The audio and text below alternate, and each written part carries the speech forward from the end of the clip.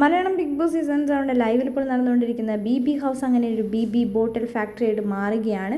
അങ്ങനെ ക്വാളിറ്റി ചെക്കർമാരായിട്ട് എത്തുന്നത് നമ്മുടെ അനുമോളും ജിഷനുമാണ്. അപ്പോൾ അവർക്ക് ബാഡ്ജ് ഉണ്ട്, അവർക്ക് മാത്രം യൂണിഫോം ഇല്ല, ബാക്കി 11 ഏജൻറ്റുമാർക്കും യൂണിഫോം ഉണ്ട്. അതേപോലെ അനീഷേട്ടനും നമ്മുടെ നെവിനുമാണ് കമ്പനീൻ്റെ ഉടമയായിട്ട് വരുന്നത്, ഓറഞ്ചും ലെമൺ കമ്പനീൻ്റെ ഉടമകളായിട്ട് വരുന്നത്.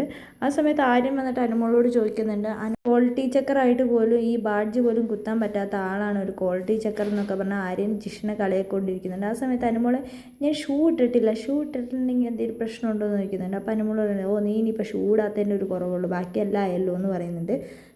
അപ്പോഴേക്കും ആര്യൻ അവിടെ നിന്ന് ഇങ്ങനെ ബാക്കോട്ട് തിരിഞ്ഞിക്കട്ടെ, പിന്നെ അനുമോളോടൊന്നും പറയുന്നൊന്നുമില്ല.